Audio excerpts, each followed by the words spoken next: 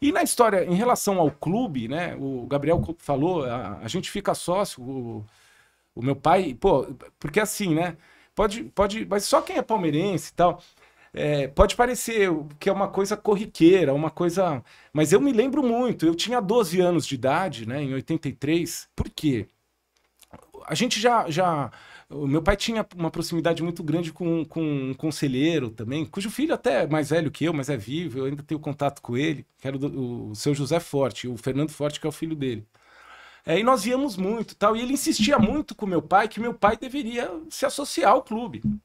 E no começo dos anos 80, com a volta do Pascoal Juliano, meu pai foi convidado, muito embora não fosse sócio do clube, e nunca foi conselheiro, o papai, mas ele foi convidado para compor um grupo que eles chamaram de Grupo de Assessoria ao Presidente. Até meu tio também, o Joemir Betting, que estava no começo da carreira dele. Na época, quem que era o presidente? Pascoal Byron Juliano. Pra muita gente falam que foi o maior presidente da história do Palmeiras. Cara, isso é uma coisa muito louca que a gente pode falar depois. Se você perguntar pro meu pai, ele ia cravar direto ele. Se você perguntar para uma geração que não é... O meu pai era de 30, uma depois, vai falar do Delfino Facchina. Se você falar o pessoal mais novo, vai falar do Paulinho Nobre. Sim. Né? Então, é uma coisa muito louca. Eu sempre falo assim, eu acho que nós temos nessa história linda, de mais de 100 anos, né? Todo mundo, todos eles, entre erros e acertos, em maior ou menor grau, na proporção de cada um, todo mundo contribuiu por uma história, né? Às vezes a gente vê aí minha adversária falando, pô, como se tivesse começado ontem, não dá. Né? E eu derivei um pouco aqui, mas se me perguntasse, eu falo do Dante Delmanto como maior. Depois, se você quiser, a gente fala por quê. Mas enfim, aí insistiram muito com meu pai, ele fazia parte desse grupo de assessoria, e ele virou, então, sócio do clube com a família inteira. Eu, minha mãe, eu tenho esse irmão mais velho, são 2 meninas no meio, eu sou o caçula. E aí, tô contando essa história comprida para dizer isso, com 12 anos de idade, e olha, cara, que assim... Era uma época difícil, né? Teve aquele torneio que foi a Taça de Prata, o jogo com o Guarani, o 2-0. Vocês conhecem essas histórias. Mas, a gente era muito caçoado, a molecada. Era um outro mundo, cara. Eu estudava no colégio Dante Alighieri, cara. Um colégio que a molecada tocava o terror, assim. Não existia estudar bullying, com o Mauro era lá também? bullying. Você estudou com o Mauro? O Mauro estudou com uma das minhas irmãs diretamente, e eu sou um pouco mais novo. Eu sou de 70, entendi. O Mauro é 67, né? Mas eu sempre tive contato muito grande. A vida inteira com o Mauro, joguei bola com ele e tal. Goleiro, né? Enfim, aí a gente se torna... Mas eu desde aquela... Eu tive a dimensão, sabe? A felicidade, cara, E eu tinha a carteirinha, né? A carteirinha do clube social. Pô, aquilo era uma coisa... E assim começou a nossa vida lá, né? Eu lembro muito dessa época, assim, a gente ia em jogo e meu pai ia encontrar os amigos, né? A gente ia pro clube mais cedo. Dia de jogo a gente ia pro clube mais cedo. Meu pai ia encontrar os amigos e tal. Eu ia pras quadras ali, lateral, onde hoje tem a quadra do futevôlei e tal, né? Que tinha ainda tem uma quadra que dá para jogar futebol de salão, basquete. Enfim, a gente ficava ali e tal. Aí na hora, mais perto da hora do jogo, ia lá, meu pai e tal, e aí subia. Então é uma história que vem desde Aí a política, eu comecei a me interessar um pouco pela política no final dos anos 90. Aí depois que o Palmeiras, né, volta os anos da Parmalat, as conquistas e tudo mais, naquela geração, até o Paulo Nobre, em 97, concorre pela primeira vez ao Conselho. E eu conhecia o Paulo desde a adolescência, né? A gente é uma amizade assim, da arquibancada.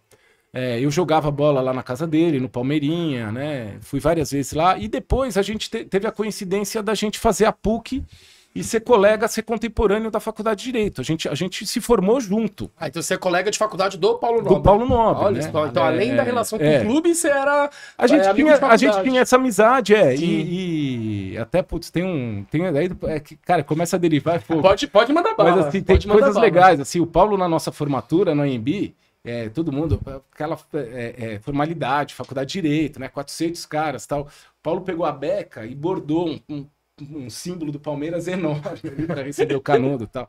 E aí foi o ano que a gente ganhou, 93, a gente ganha o Paulista. O Paulista e o Brasileiro. O Rio São Paulo e o Brasileiro. Mas o Brasileiro, A gente estava numa viagem de férias, tem a festa de formatura, tinha a festa de formatura, lógico, no Clube Juventus, 400 formandos e tal, mas a nossa moçada fez uma festa, fez uma viagem de formatura de 30 pessoas, né? E essa foi por uma semana em Búzios e tal, ela vai de uma semana a outra, termina numa terça-feira, mas no domingo é o jogo da volta do Palmeiras e Vitória, o Campeonato Brasileiro. E o Paulinho volta, ele interrompe a viagem para vir para o jogo. A gente estava lá em Búzios, foi um helicóptero buscar ele insistiu muito comigo, falou, pô, vambora, vamos voltar, vamos pro jogo. Eu acabei não indo, né? Tinha 22, aliás, já tinha 23, que era dezembro daquele ano, novembro, enfim. Enfim, são essas histórias. Daí, quando o Paulo decide concorrer em 97 à primeira eleição, meu pai, natural, que é o Alfonso, esse meu irmão, eu falei, Paulo, vamos te ajudar, nós vamos votar em você e eu vou ir buscar outros. Eu arrumei lá uma meia dúzia, uns 8 votos na campanha dele, né? E a gente trabalhou ali para ele passar, foi super legal ele ter passado, né? Puta felicidade. Só que na seguinte, eu falei, putz, Paulinho, agora vou eu. Que foi 2001, foi minha primeira eleição para contar esses 23 anos aí, né, que você falou. E aí é até engraçado, porque aí de saída eu e o Paulo, na época que aí eu entrei pelo grupo de oposição, né, que era que a turma fala, era a Kombi, cabe dentro de uma Kombi, vocês já viram essa história? Não. Pô, a oposição cabe dentro de uma Kombi.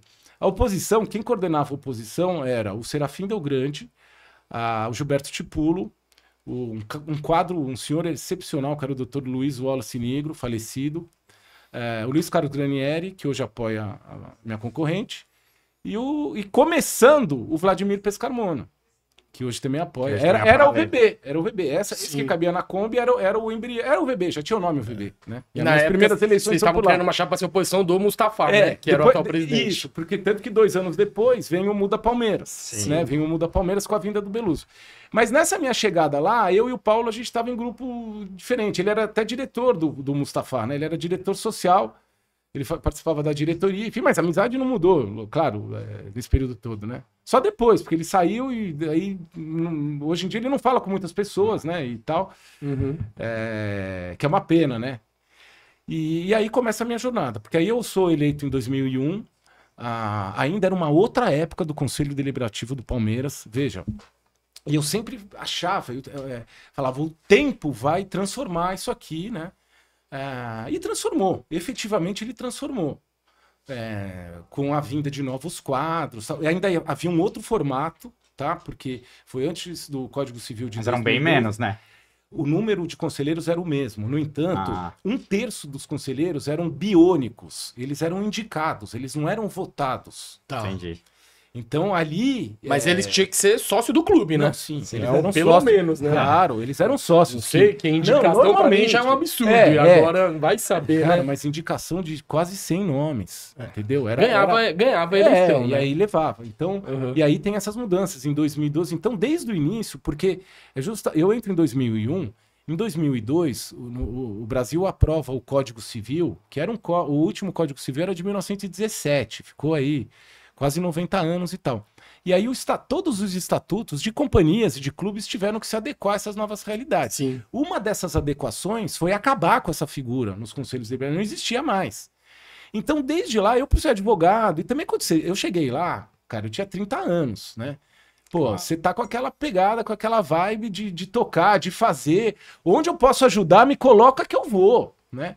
E ali, naquele momento, assim, em termos de futebol, ainda não tinha nada, né? Não tinha nenhum lastro, a verdade é essa. Claro. Mas a parte jurídica, e aí na parte jurídica já me trouxeram. Tanto que as primeiras reformas estatutárias, você estava falando, eu fiz parte de todas as comissões, mas começa ali o trabalho, né? E aí o trabalho foi que... Aí eu tô fazendo essa história comprida, mas eu acho legal o cara contextualizar, com certeza, para saber quem é o sócio e como é que começou essa coisa na política. Porque aí depois eu me tornei diretor de futebol, 4 anos, foi um super aprendizado, foi um aprendizado enorme.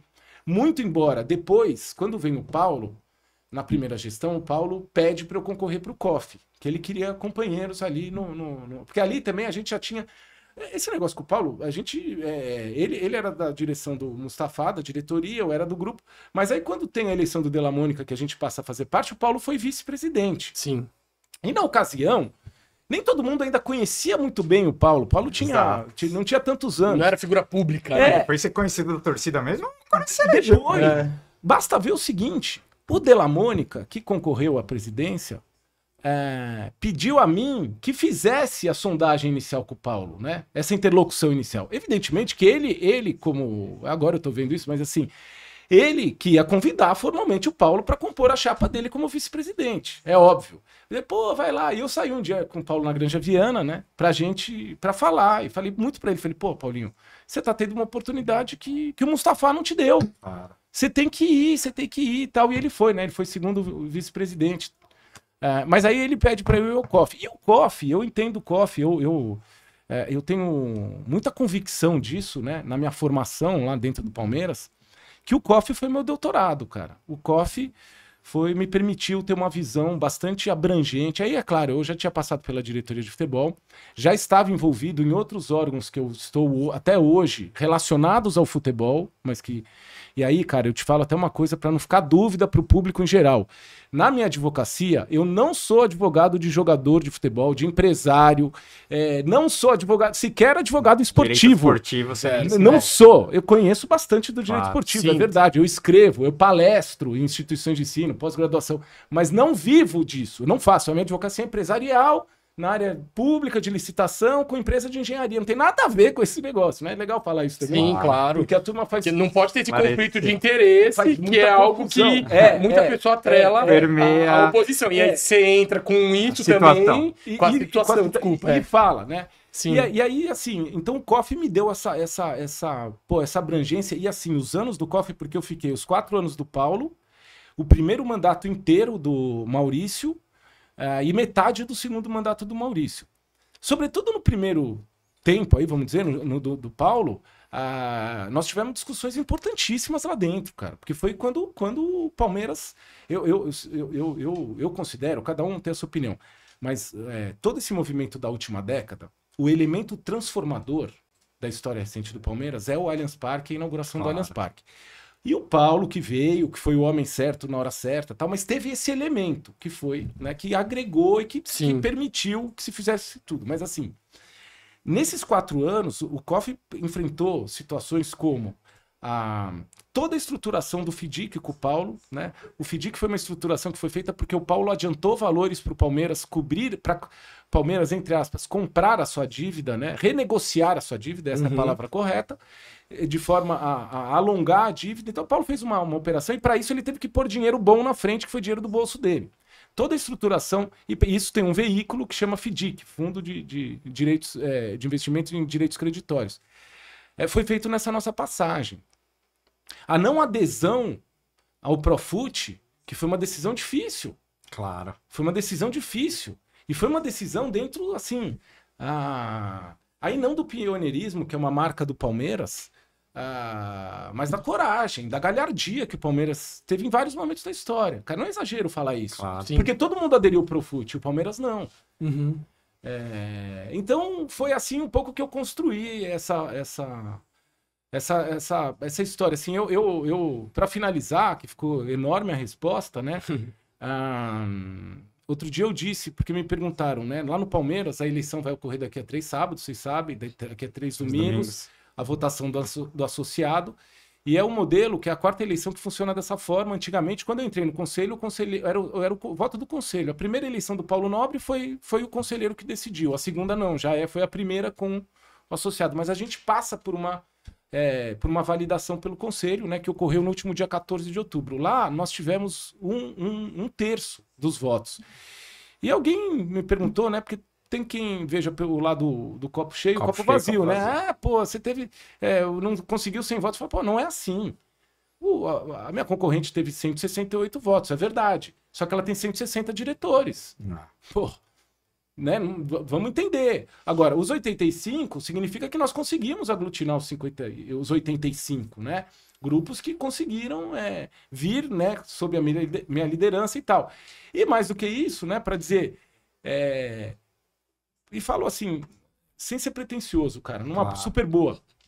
De todos os 160 que votaram Pelas circunstâncias, porque a vida política dentro do clube, se eu não falei do Paulo e eu, a circunstância da vida política dentro do clube é feita de circunstâncias e de momentos, né? Você tá de um lado e tal. Desses 160, nenhum, ou quase nenhum, é aí que eu falo, sem ser pretensioso, mas porque eu conheço e convivo com as pessoas e elas sabem quem eu sou, teria dificuldade de votar comigo. Não fosse essas circunstâncias de momento, alinhamento, ser diretor e tal. Sim. Não são pessoas que falam, não, esse eu nunca votaria. Exato, teria uma rejeição absurda com você. O cara nunca fez nada, que nem a minha adversária fala direto. Ela nunca fez nada. As pessoas têm outra percepção. Curtiu a resenha? Então assiste a entrevista completa aqui no link da descrição para você não perder nada do podcast oficial da Torcida Canta e Vibra. Valeu, avante Palestra Seguros, porco!